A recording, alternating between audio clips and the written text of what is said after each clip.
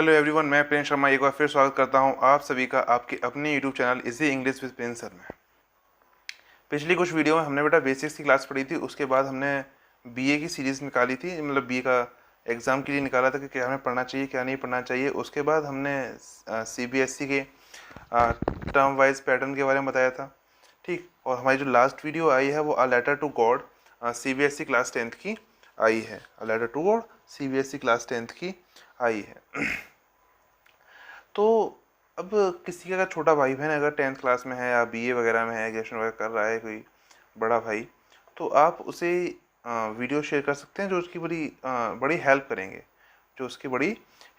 जिससे आपको भी फ़ायदा होगा, उसको भी और मुझे भी, हम तीनों को फ़ायदा होगा। और इसी रिलेशन को बोलते हैं बेटा रेसिप्रोकल, जब आदमी एक दूसरे की मदद करे, है ना। जब कर्ता के द्वारा किया गया कार्य कर्ता के पास वापस तो आए पर किसी अन्य व्यक्ति के द्वारा, उसे क्या बोलते हैं, रेसिप्रोकल, है ना।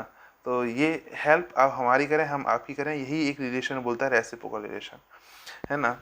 चलिए, रेसिप्रोकल प्रोनाउन में पढ़ाया गया था। अगर आपने नई वीडियो देखी हो तो आप हमारी लास्ट वीडियो जाके देख सकते हैं, ठीक है। लिंक डिस्क्रिप्शन में दे देंगे, या फिर जो लास्ट में हमारी जो एंड स्क्रीन होती है, एंड स्क्रीन पर जाके आप देखोगे तो एक प्लेलिस्ट का ऑप्शन आ रहा होगा, उस प्लेलिस्ट पे जाके आप अपना बेसिक क्लियर कर सकते हैं।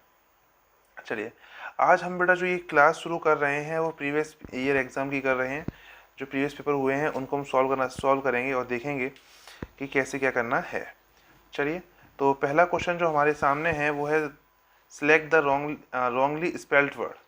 तो बेटा ये ध्यान रखना कि जो क्वेश्चन है उसमें क्या लिखा हुआ है, रॉन्गली स्पेल्ड वर्ड, ना कि करेक्टली स्पेल्ड वर्ड। तो आपको ये देखना है कि रॉन्ग कौन सा लिखा हुआ है। तो रॉन्ग कौन सा लिखा हुआ है, फेथफुली, ठीक है बेटा। अगर जनरली जो क्वेश्चन लिख के आते हैं वो करेक्टली स्पेल्ड वर्ड से आते हैं, करेक्टली स्पेल्ड वर्ड।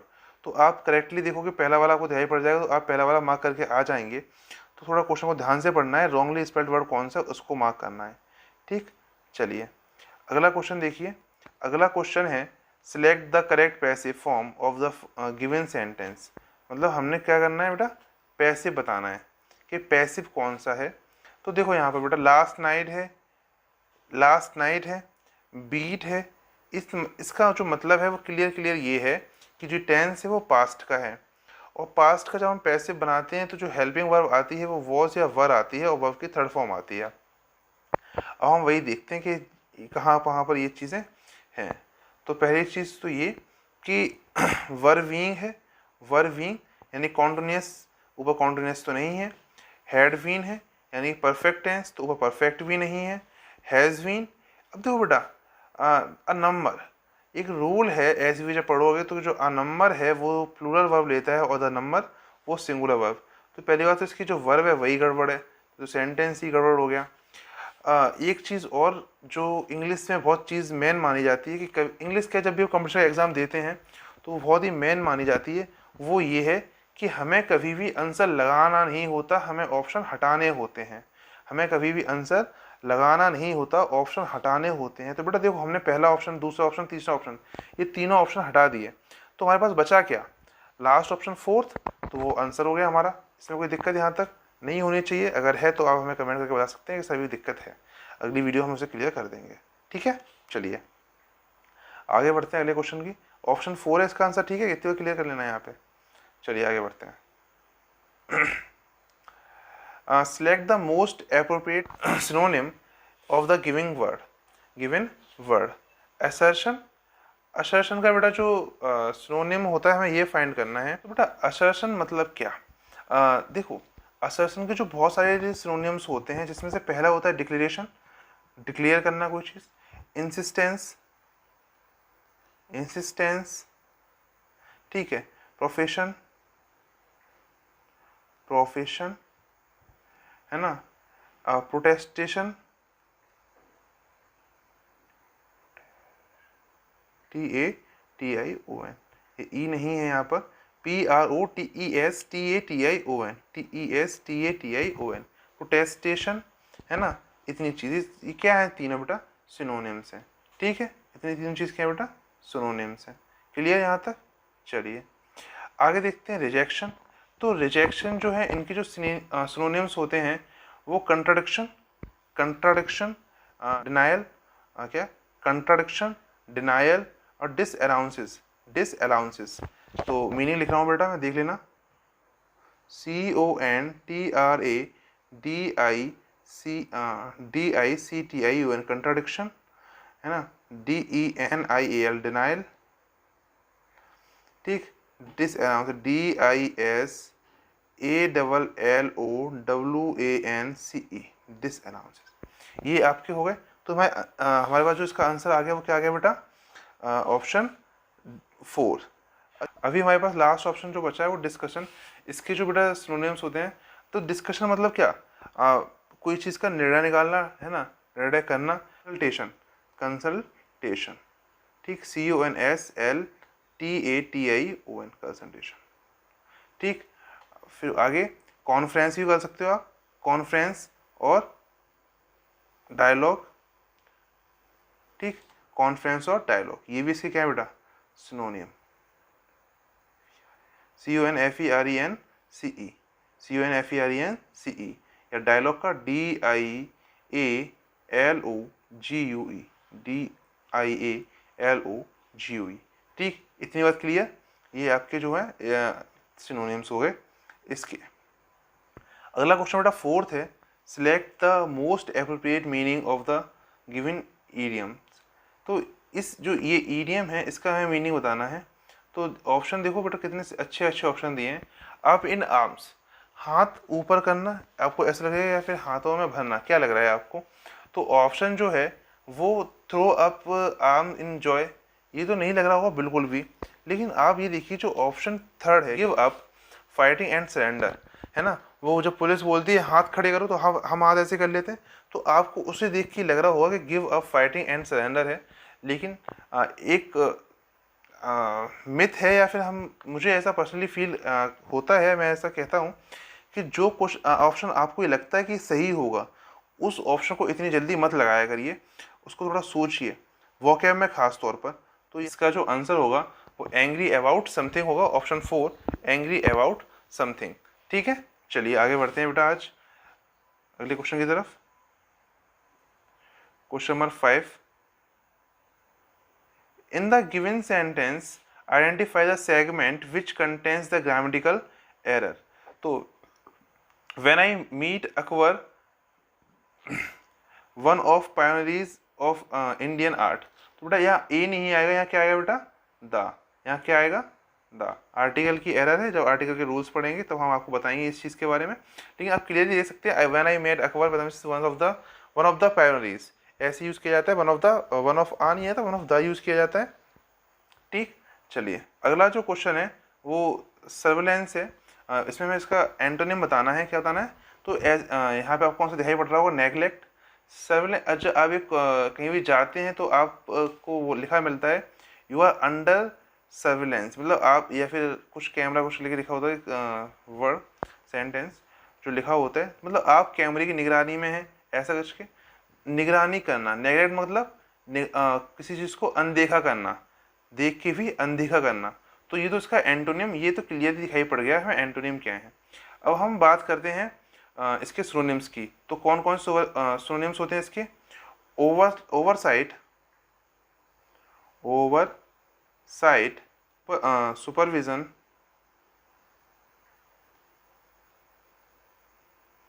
है ना, ये विजिलेंस, ये भी बेटा इसका इसी का ही है, ठीक।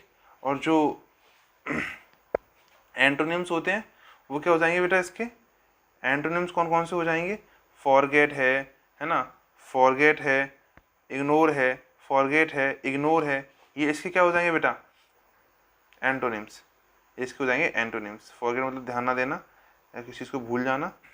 अटैक और इंड्योर, अटैक क्या होता है बेटा, अच्छा पहले जो मीनिंग आई थी वोकैब में, इसमें हमने बेटा जब ये कॉन्टिन्यूशन पढ़ा, कॉन्टिन्यूशन है, यहाँ जो कॉन्टिन्यूशन का जो मतलब होता है वो क्या होता है, इंड्योर। क्या होता है बेटा, इंड्योरेंस, ENDURANCE, इंड्योरेंस, इंड्योरेंस होता है। चलिए तो कॉन्टिन्यूशन, इंड्योरेंस, कॉन्टिन्यूटी,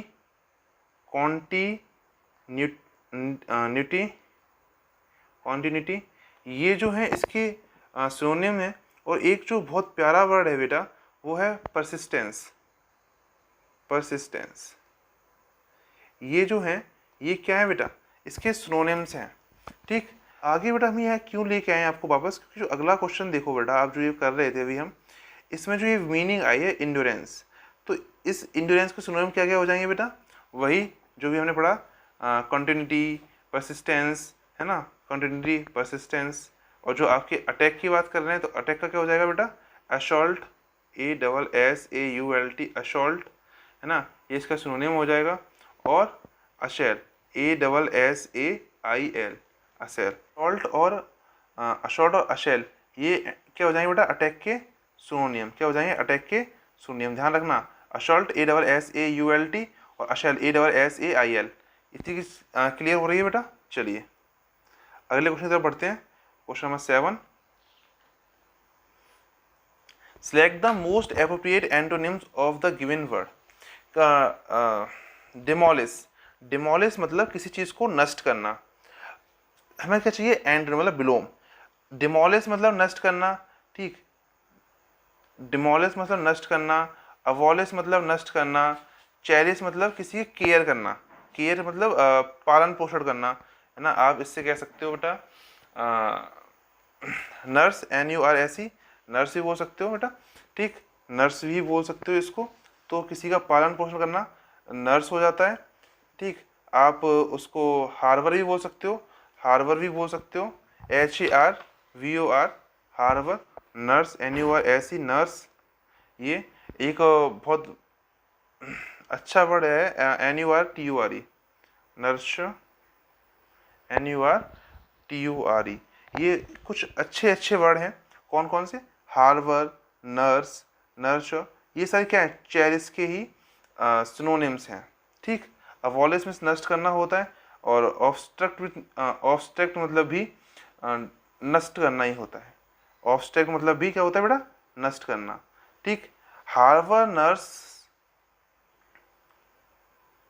और नर्स, NURTURE, नर्स, इनका मतलब होता है चेरिश, पालन पोषण करना।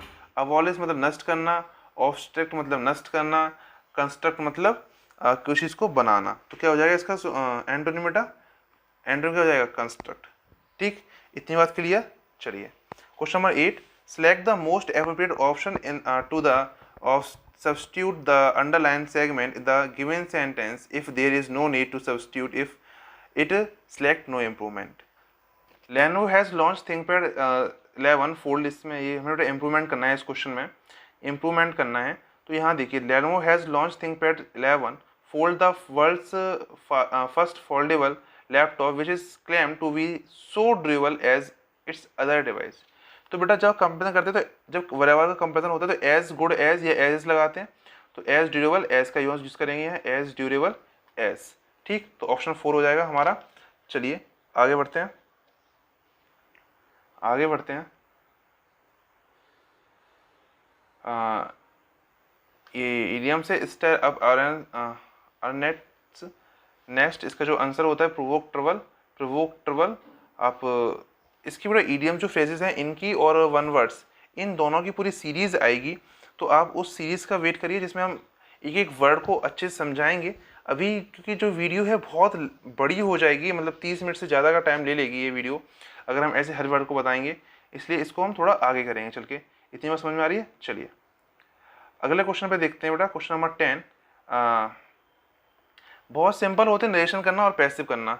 अब जैसे हमने देखा ही आस्क्ड है, तो पहले तो हम देखो सब में आस्क्ड है क्या, तो जब हमने यहाँ देखा कि यहाँ आस्क्ड है, अब आस्क्ड को चेंज तो करेंगे नहीं, यहाँ इज आस्किंग हो गया है, हैड आस्क्ड और आस्क्ड, तीनों के टेंस चेंज है, तीनों हट गए, बचा क्या, ए ऑप्शन।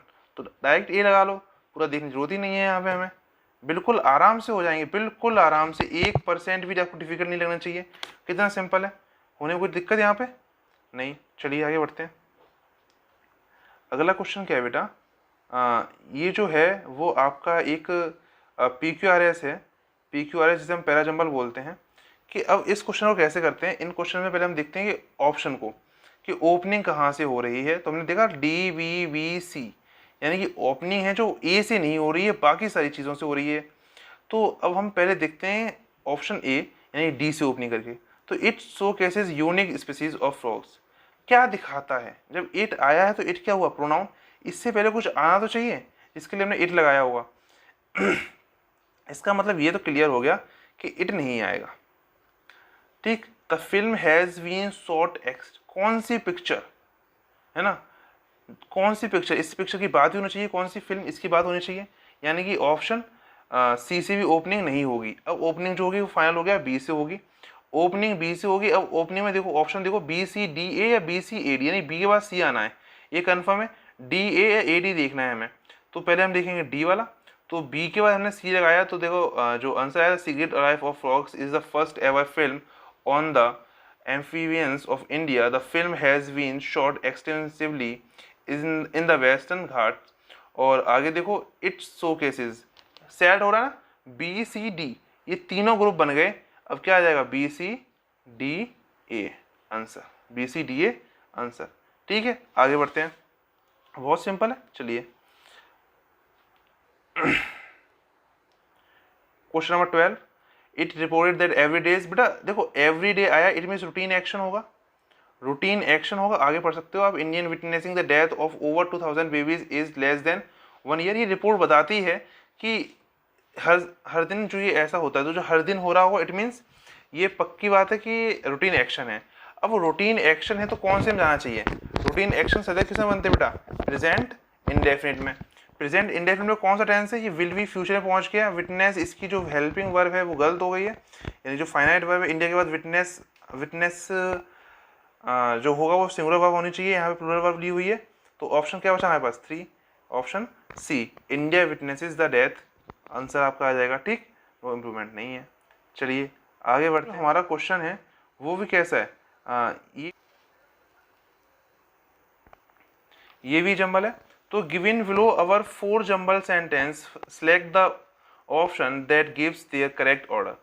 तो दिस टेस्ट, मतलब ये भी जंबल क्वेश्चन है, इसको भी हमने लगाना सीक्वेंस में। फिर ऑप्शन देखेंगे, वही काम जो हमने पहले किया था, बी डी डी ए, यानी कि सी से ओपनिंग नहीं हो रही, या तो बी से होगी, या डी से होगी, या ए से होगी। तो पहले हम बेटा किससे देखें, बी से देख लेते हैं, क्योंकि पहला ऑप्शन बी है। तो ई, अच्छा क्वेश्चन को शुरू से पढ़ना है और लास्ट तक पढ़ना है, सारे ऑप्शन को चेक करना है। ऐसे नहीं कि आपने पहला देखा पहला लगा दिया। मैंने अभी स्टार्टिंग में बोला है आपसे कि कभी भी आंसर को लगाते नहीं है, आंसर को हटाते हैं कि ये आंसर क्यों नहीं है, ये आंसर क्यों नहीं है। बाकी जो नहीं है तो जो बचा वो तो आंसर होगा ही, जो बचा उसको देख के उसका आंसर लगा देना है, बाकी खत्म कहानी। क्योंकि यार आपने 3 हटा लिए तो आपको कंफर्म है कि 3 हटे क्यों हैं, लेकिन आपने 1 लगाया तो ये कंफर्म नहीं है कि 3 हटाएंगे कैसे। ठीक, तो मैं लास्ट 3 क्वेश्चन 3 ऑप्शन हटाने हैं। तो अब देखो पहले बी से देखते हैं, ईच ऑफ दीज स्पीसीज, कौन सी स्पेसिफिक स्किल्स की बात हो रही है, कौन सी बताना पड़ेगा कि ईच, अब ईच लगा रहे हो तो इससे पहले किसी की बात होनी चाहिए। ठीक, तो बी तो ओपनिंग नहीं कर सकती डायरेक्टली, या तो ओपनिंग होगी डी से, या तो ओपनिंग होगी डी से या फिर ए से। हमने देखा बेटा डी से, पहले हम ए से देख लें कि दिस टेस्ट इज कंडक्ट, तो दिस से तो ओपनिंग नहीं हो सकती, ए से ओपनिंग तो होने की संभावना है नहीं, क्योंकि दिस टेस्ट इज कंडक्टेड। कौन सा टेस्ट, कौन सा टेस्ट कंडक्ट हुआ था ये बताना पड़ेगा ना पहले। तो ये क्लियर हुआ कि बी से ओपनिंग हो नहीं रही है, ए से ओपनिंग हो नहीं रही है, सी से ओपनिंग नहीं हो रही, यानी ओपनिंग हो रही है डी से। जो पहला सेंटेंस होगा वो डी वाला, डी से होगा। The regional transport office of Delhi have recently introduce the new driving test. अब इससे देखो बेटा कि उसने ये टेस्ट की, अब यहाँ टेस्ट की बात कर ली तो इसका क्या हुआ, दिस टेस्ट, ये आ गया ए, यानी कि डी ए ये फिक्स हो गया। डी ए ऑप्शन देखो नहीं, एक ये डी ए, तो आंसर लगा लो, हो गया खत्म। कितना सिंपल है, बहुत सिंपल। तो आंसर क्या हो गया आपका, डी ए सी बी। चलिए आगे बढ़ते हैं, अगला क्वेश्चन जो बेटा है वोकैब का है, सिनोनिम बताने हैं हमें। तो गाइल, गाइल का जो सिनोनिम क्या होगा, वो हो गया डिसीट, क्या हो गया, डिसीट। अब इंट्यूशन और सरफीट और सिंसिटी, इनके बारे में बात करते हैं। तो बेटा जो गाइल के सिनोनिम्स हैं, जो गाइल के सिनोनिम्स हैं वो क्या होते हैं, एक तो डिसीट होता है, दूसरा चीटिंग होता है। जब आदमी चीटिंग कर रहा है इट मीन्स चालाक होगा। तो क्राफ्टीनेस, क्राफ्टीनेस, इतनी बात क्लियर।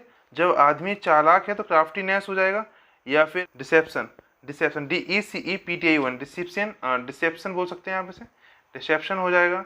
ये जो हैं ये इससे क्या हो गया बेटा, सिनोनिम्स। तो पूछे गए तो सिनोनिम्स ये हो गए हमारे। ठीक, अब बात करते हैं इंट्यूशन, सरफीट और सिंसियरिटी की, इन सब की बात करते हैं। तो इंट्यूशन जो है बेटा, इंट्यूशन इसका एक वर्ड नहीं, लेकिन आप एक्सप्लेन समझ सकते हो, power of attaining to direct knowledge without without any evidence, without any evidence, इसे बोलते हैं इंट्यूशन। कोई भी नॉलेज बिना किसी एविडेंस की, इट मीन्स आप बोल सकते हैं गट्स फीलिंग, जो गट्स फीलिंग होती है उन्हें बोल सकते हैं हम इंट्यूशंस। ठीक, उन्हें हम क्या बोल सकते हैं बेटा, इंट्यूशंस। सरफीट मतलब किसी चीज़ के ज़्यादा होना, सरफीट मतलब सरप्लस, या किसी चीज़ के भी ज़्यादा होना, अधिकता होना, या फिर समझ गए आप। सिंसियरिटी, सिंसियर एडजेक्टिव होता है, सिंसियरिटी नाउन होता है। सिंसियर मतलब निष्ठावान, कोई भी चीज़ का आप कोई एकदम निष्ठा से कर रहे हो, सिंसियर होकर कर रहे हो, जैसे एसएससी की पढ़ाई आप जी जान से कर रहे हो तो आप सिंसियर हो, आप निष्ठावान हो, है ना। और सिंसियरिटी निष्ठा, मतलब निष्ठा हो कि वो बोल सकते हैं निष्ठा, निष्ठा बोलते सिंसियरिटी। ठीक, निष्ठावान सिंसियर, और निष्ठा सिंसियरिटी। क्लियर, चलिए आगे बढ़ते हैं बेटा हम पहले क्वेश्चन पर। That which is no longer useful, जो अब बहुत लंबे समय से, या मतलब अब आगे जो यूजफुल ना रही हो, तो रिडंडेंट, REDUNDANT। ठीक है, इतने समझ में आ रहा है। चलिए, मैंने बोला आपसे वन वर्ड और इन सब की बेटा जो है वो आपकी पूरी सीरीज आएगी वन वर्ड और ईडियम फ्रेजेस की, तो इन्हें हम वहाँ पढ़ेंगे, इन्हें हम वहाँ पढ़ेंगे पूरी वीडियोस। ठीक है, चलिए देखते हैं। Padmesh work like a mathematician and was a true, अब true fill the blanks who experimented with numerous mediums, तो एडवर्सरी, है ना, लिटरेरी, वॉलेंटरी या विजनरी। तो लिटरेरी मतलब साहित्यिक, है ना, वॉलेंटरी मतलब इच्छा वाली, ऐच्छिक, ऐसा कुछ, और एडवर्सरी आप समझ सकते हो। तो आंसर जो आ जाएगा वो विजनरी, वो क्या आ जाएगा बेटा, विजनरी। ठीक, चलिए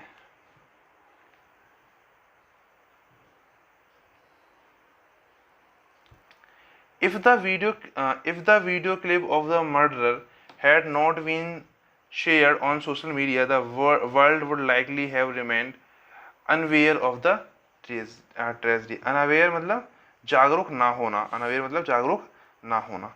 तो अगर बेटा जो उसकी मर्डर की क्लिप है वो वायरल नहीं होती सोशल मीडिया पर, तो जो दुनिया है वो उसकी जो ये क्राइम हुआ है वो इस क्राइम से जागरूक नहीं होती, इस घटना से जागरूक नहीं होती। ठीक, इस घटना से जागरूक नहीं होती, tragedy. Select the word wrongly spelled word, जो गलत लिखा है वो पहचानना है। जनरली जो क्वेश्चन आते हैं वो करेक्टली स्पेल्ड वर्ड से आते हैं, तो कई बार ऐसा बच्चे कर आते हैं कि पढ़ते हैं नहीं पूरा क्वेश्चन और सही आंसर मार्क कराते हैं, और होता क्या है कि उन्हें पहला ही आंसर सही दिखाई पड़ जाता है, दूसरा भी आंसर सही, तीसरा भी आंसर सही, तो पूरा नहीं देखते, पहला सही दिखाई पड़ा तो पहला लगा के चलिए आए। या जौन सा उनकी निगाह में पहला वर्ड फंस गया, जैसे उन्होंने देखा वैगर, अरे ठीक है ये वैगरी लगा दो, तो वो ऐसा करते। जल्दबाजी नहीं करनी है, आपको यहाँ ध्यान रखना है कि ये रॉन्गली लिखा हुआ है या फिर रॉन्गली लिखा हुआ है या फिर करेक्टली। तो जब रॉन्गली की बात चल रही है तो क्या लिखा हुआ है, सिंसियरली होता है, सिंसियरली ये कौन सा होता है, सिंसियर, है ना, सिंसियरिटी होता है। ठीक, सिंसियरिटी, लेकिन ये सिंसियरली क्या होता है, ये रॉन्ग लिखा हुआ है। ठीक, ये मीनिंग गलत है। चलिए अब देखते हैं ग्रामेटिकल एरर कहाँ पर है, ये पता करनी है, ये फाइंड करनी है। तो your skill lying in cheering a people who are stressed out, wound up generally just annoyed. तो योर स्किल लाई, अब बेटा या तो स्किल्स करो या स्किल करो। अब स्किल है एक, सब्जेक्ट को हम चेंज करते नहीं है, तो क्या करना पड़ेगा, वर्ब को चेंज करना है, तो लाइज आएगा। Your skill lies in cheering up. ठीक, बहुत सिंपल क्वेश्चन था, आराम से हो गया, कोई दिक्कत यहाँ तक। चलिए आगे बढ़ते हैं, कितना सिंपल है। स्किल कैसा है, सिंगुलर, तो वर्ब कैसे आएगी, सिंगुलर, तो लाइज आएगा, है ना। लेकिन यहाँ कैसा हुआ, लाई, हटो, यही गलती है, लाई होना चाहिए, लाइज होना चाहिए। ठीक है, चलिए आगे बढ़ते हैं। Something which is something that is genuine, वो चीज़ जो जेन्युइन है, तो ऑथेंटिक, वो चीज़ जो जेन्युइन है मतलब ऑथेंटिक। ठीक, चलिए तो आज की हमने क्लास में कोई और क्वेश्चन तो नहीं है इसे देखा नहीं, तो आज की क्लास से हमने CHS 2019 के कुछ क्वेश्चंस करे हैं, लेकिन हमने उसमें कॉम्प्रीहेंशन नहीं किया है। तो कॉम्प्रीहेंशन की क्लास इकट्ठी आया करेंगी, जिसमें हम 2 कॉम्प्रीहेंशन किया करेंगे, 1 कॉम्प्रीहेंशन किया करेंगे। क्योंकि अगर आप आज ही इसी पेपर में कॉम्प्रीहेंशन भी करते तो वो वीडियो कम से कम 30 से 35 मिनट, 40 मिनट, 50 मिनट की पहुंचती, जो कि एक बड़ा टाइम हो जाता था, बोर हो जाते देखने देखने में। तो हमें भी ग्रामेटिकल कर लिया, वोकैब कर ली, और जो कॉम्प्रीहेंशन है वो हम अगली वीडियो में करेंगे, नेक्स्ट वीडियो जो भी आएगी, या तब या फिर नेक्स्ट पेपर, या फिर कोई एक दिन फिक्स करेंगे जिसमें हम 2-3 कॉम्प्रीहेंशन लेके आया करेंगे, वो हम केवल कॉम्प्रीहेंशन किया करेंगे। चलिए ठीक है। अगर आपको ये वीडियो पसंद आई हो तो आप हमारी वीडियो को लाइक करें, शेयर करें, सब्सक्राइब करें, और नीचे कमेंट करके बताएं कि जो भी डाउट हो वो कमेंट करके हमसे पूछ लें। ठीक है बेटा, चलिए मिलते हैं अपनी नेक्स्ट क्लास में, और तब तक के लिए देखते रहिए और पढ़ते रहिए। ठीक है, thanks for watching my video. चलिए बाय बाय।